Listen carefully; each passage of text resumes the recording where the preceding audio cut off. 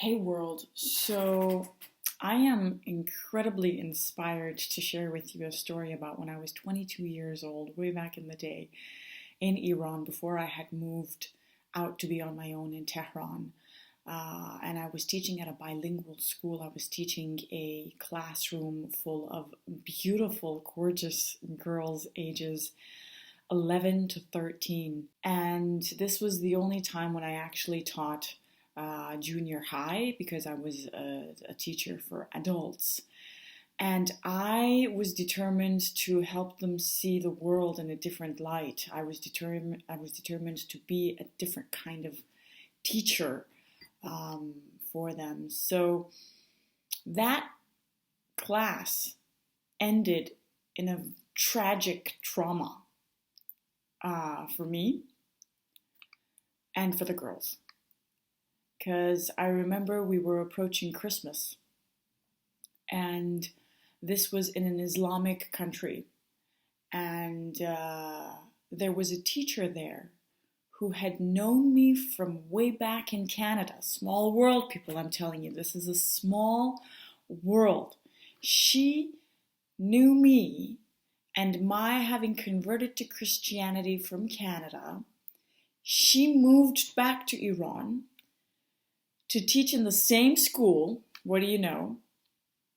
And she went tattletaling behind my back like, you better keep your eyes on that girl because she's Christian.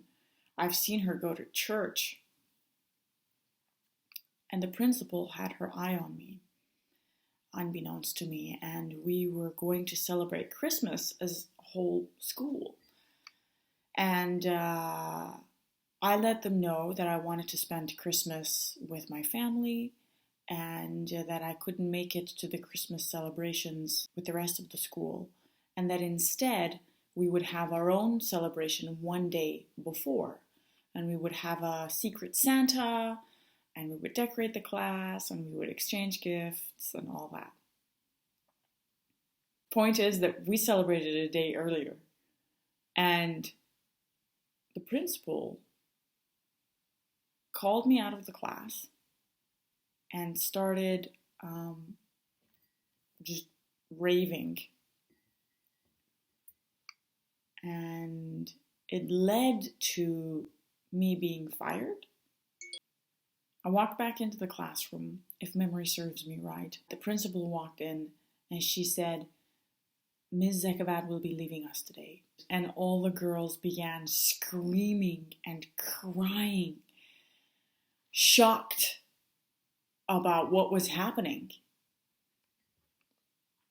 What is happening? They were confused. Like, why is it that in the middle of a celebration, you need to rip our teacher away from us and she needs to go away? We didn't get to exchanging gifts.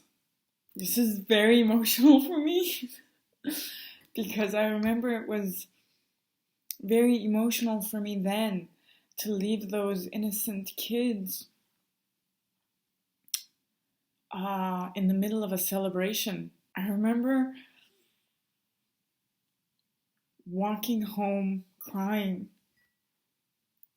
and I couldn't function properly for 2 weeks. For 2 weeks I was in bed just wondering about the girls and hoping they were okay,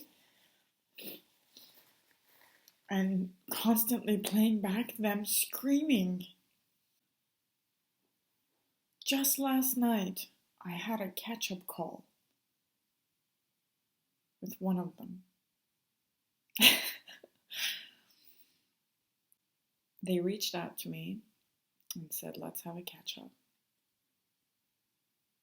And last night we got on that call, and just for the first nanosecond, I didn't recognize them.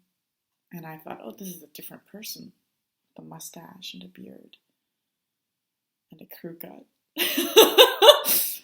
And it was her. It was one of the students that was just a gorgeous soul who was in touch with me via email for some time. And has become a transgender and is now a boy.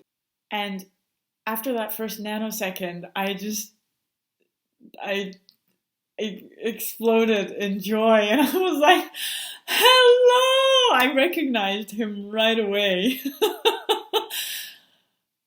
Just looking fabulous as a boy, and a young, dashing boy. And he reminded me of that memory. He reminded me of all the things that I believed in and was trying to teach them. And he said, in that school system,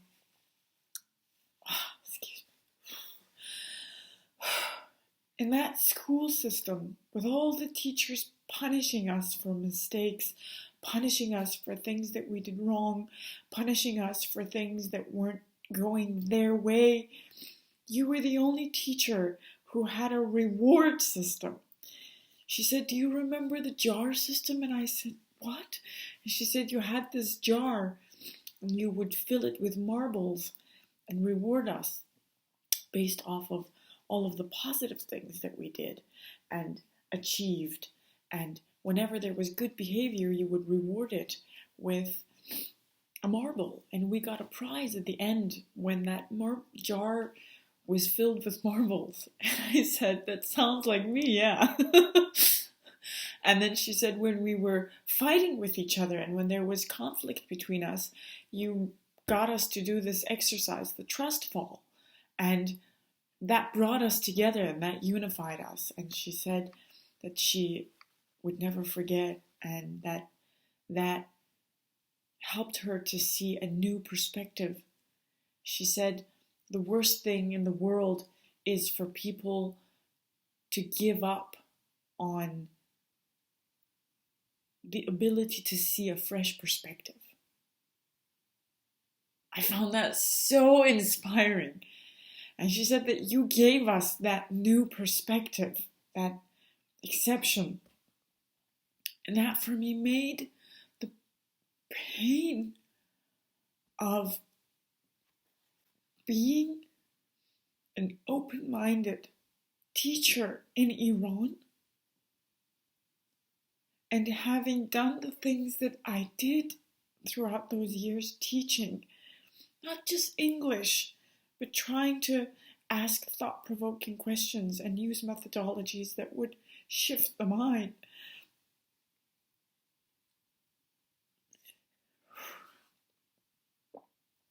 It made it so worthwhile. A decade and a half later, getting on that call with this beautiful soul who's been through thick and thin to change genders and to show up in the world fully and beautifully as he wants to, and to say thank you. That is why I do what I do. And I hope that that inspires you.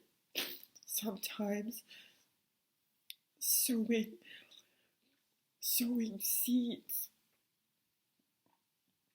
Sometimes just sowing seeds.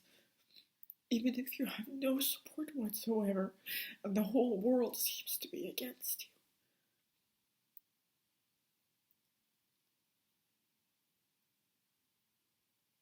Will come back decades later and you will understand.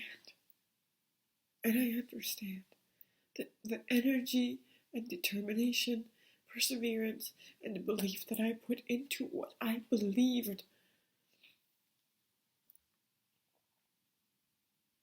in those years of imprisonment in Iran, what felt like imprisonment for me, and trying to see the flowers on thorns and thistles, trying to see the silver lining, and to propagate it.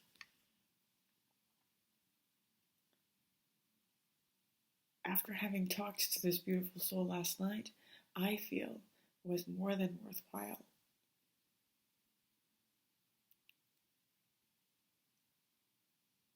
So long as you're fighting for what you believe is worthy, no matter what resistance you have, no matter how painful it might seem, it's so worth it. It's so worth it. Keep fighting for your dreams. Keep fighting for what you believe in. Keep fighting for what your heart knows is true. That principal that day traumatized those kids. That principal was so caught in her prejudices and in her rule system. Having a parent-teacher meeting later that I heard ended in having a meeting with the kids and telling them to be ashamed of themselves, that they should be screaming and crying for Imam Hussein rather than a teacher.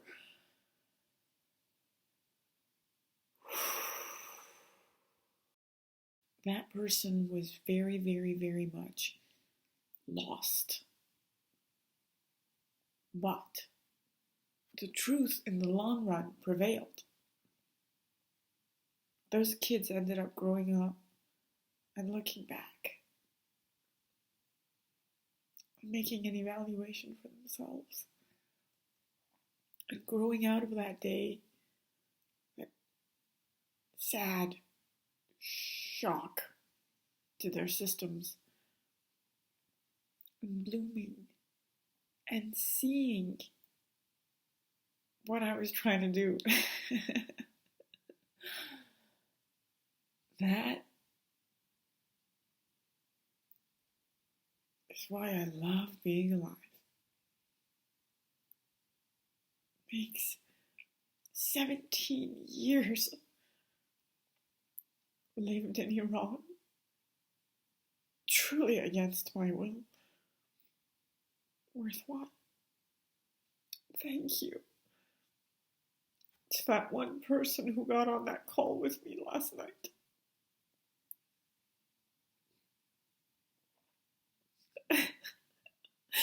Thank you. Now your turn. I would love to hear from you, to know where you fought for something meaningful to you, something you knew was right, deep in your heart. And no matter what the resistance was, you stayed true to it. I would love to just send you some love and support for that, because in the moment it can be very painful, but in the long run, rest assured, it's gonna come back manifold.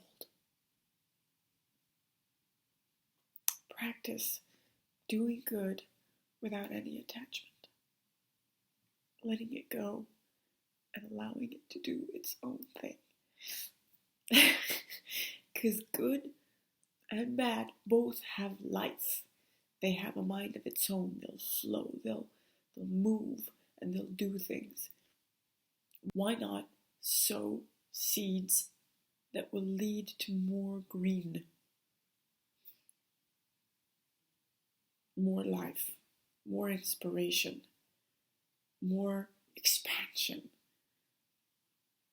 broadening horizons, more trust. Why not?